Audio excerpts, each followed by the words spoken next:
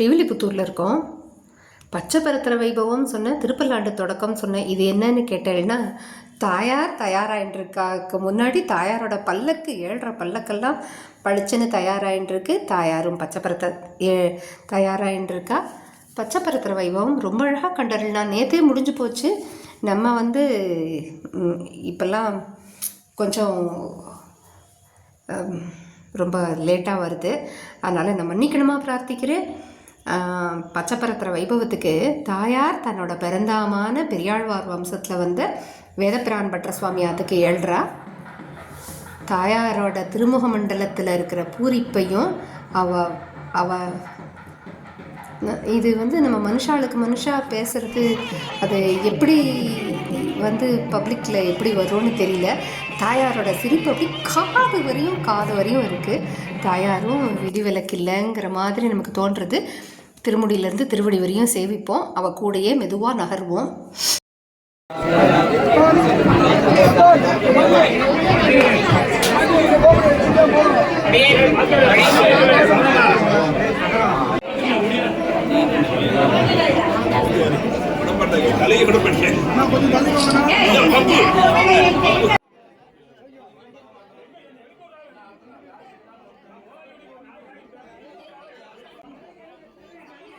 சரியா சொன்னேன்னா?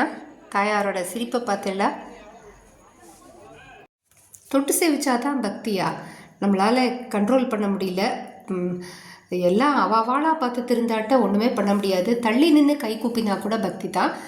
பெரியாழ்வார் வம்சத்தில் வந்த வேதப்பிரான் பட்ற சுவாமியாத்துலேருந்து தாயார் பொறுப்பாடு கண்டறி மேல் தளத்தில், அதாவது வடபத்திர சாயி சன்னதியில் இருக்கிற கோபால விலாசத்தில் போய் ஏறி தாயார் வெயிட் பண்ணிட்டு இருப்பார். மேல் தளம் ஏறுற வரையும் மெதுவாக அனுபவிங்கோ.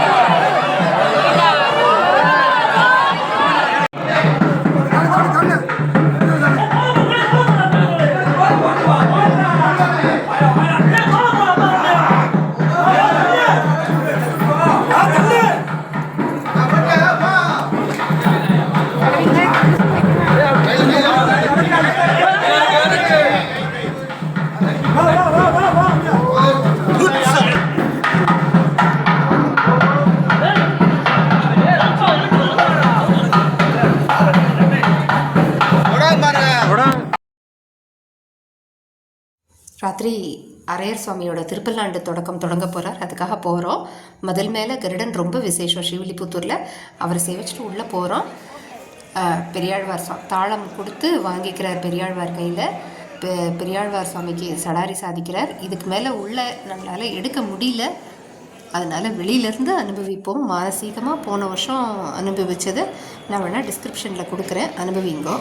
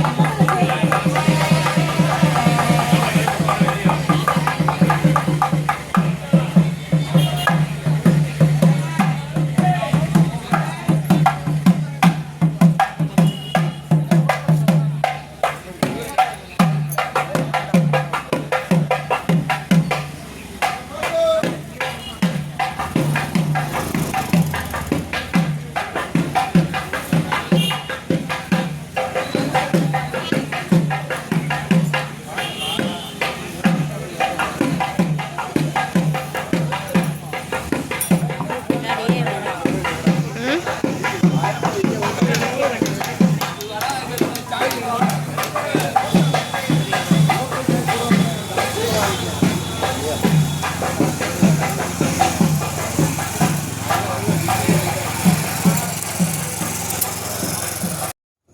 வடபத்திர சாயி சன்னதியில் கோபால விலாசத்தில் ஆண்டாள் ரங்கமன்னார் வடபத்திர சாயி தாயார்களோடு எழுதியிருக்கார்.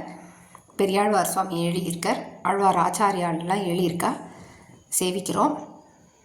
சேவிச்சுட்டு நேற்று அனும ஜெயந்தி கொண்டாட்டத்தை அனுபவிப்போம்.